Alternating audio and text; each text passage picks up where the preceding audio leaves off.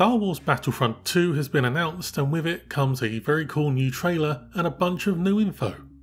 Hi, I'm Ash from MEOdyssey, and today I'll be looking at as many details about the multiplayer, the single player, and story details of Star Wars Battlefront 2. Firstly, we start with the single player and the story. That's right, a single player campaign is returning to Battlefront.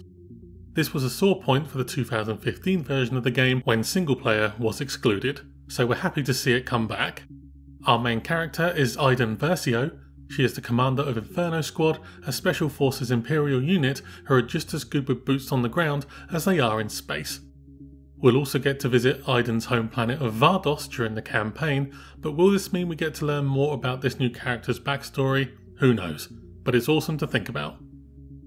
Also, according to EA's official website, this new story will span the 30-year gap between Return of the Jedi and The Force Awakens, as seen in the trailer when the second Death Star blows up, leaving Inferno Squad in tatters and wondering what to do next before deciding that avenging the Emperor is their best bet. It's also been confirmed by PlayStation Access that at some point during the campaign you'll get to play as Luke Skywalker, although in what capacity is still unknown. But we'll get to see at least some of what Luke got up to after Return of the Jedi. It has also been confirmed that we'll see some of our favourite characters from the franchise in the single player too. If you're a fan of droid sidekicks, then you'll be happy to know that we'll get one, seen in the trailer on various occasions. It seems to detach from the backplate of Iden's armour, possibly meaning that it can be called out and put away whenever needed to help you out. Also, going by the voiceover at the beginning of the trailer, it seems that Iden is telling the story of her time with the Imperial Army from later down her timeline when she's older, with her saying, "I've waited 30 years for this. I still remember my last orders," the day the real war began, hinting that the single player story possibly comes by way of a flashback. But would this also mean we get to see Iden just after the events of Return of the Jedi, and then get to see her in her older years just prior to the events of The Force Awakens? For now, we'll just have to wait and see.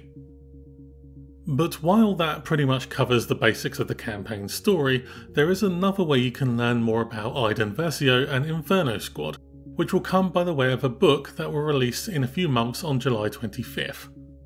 This will cover the events of how Inferno Squad came to be and how they rose through the ranks of the Imperial Army, and giving us an idea of how Inferno Squad and Iden Versio became the best of the Imperials. We'll be checking this book out in the future, and we'll let you know what information there is once it releases in July. So, for those who are big old Star Wars fans like us, you'll be happy to hear that the multiplayer will have battles and moments from all eras of the franchise. This will include the original trilogy, the prequels, yes it includes the prequels, I know, the most recent films, which we assume will also include the upcoming Last Jedi film, and also the Clone Wars. Having this much source material to fall back on will hopefully mean the multiplayer will have a bit more depth to it than the last one did. Heroes will play a more significant role in this instalment too, rather than the bit part that we got to play during a game in the first Battlefront. Our craving for sweet space battles will be realised as well, as they have also been confirmed as part of the multiplayer setup too. There is also a split screen co-op mode which is a console exclusive, but this is an offline mode only, so you won't be able to play with a friend online, but any rewards you get in the co-op mode will go towards your upgrades on the online multiplayer. Some customization of sorts will be included in the game by way of upgrades, abilities, and a progression system for your characters, and this is whether you play as a hero, starfighter, or trooper. Finally, and probably most importantly, two final things. We'll be able to get our hands on the game this year, barring any delays, with a confirmed release date of November 17th. And it's been confirmed that there will be no season pass for Battlefront 2.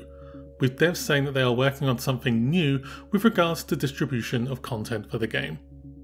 There is also somewhat of a tease on the official Battlefront page on EA.com that says there will likely be early access to a beta if pre-ordering, and we're sure there will be a public beta as there was for the first Battlefront game.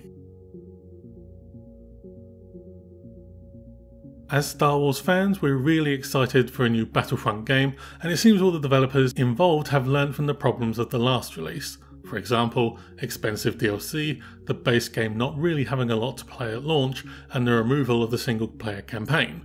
but it seems we're getting a much richer and fuller experience with Battlefront 2.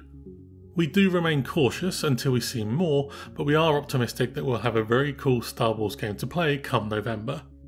That's all for now, but what are your hopes for Battlefront 2? And are you happy that the devs seem to have learned from the previous game's mistakes?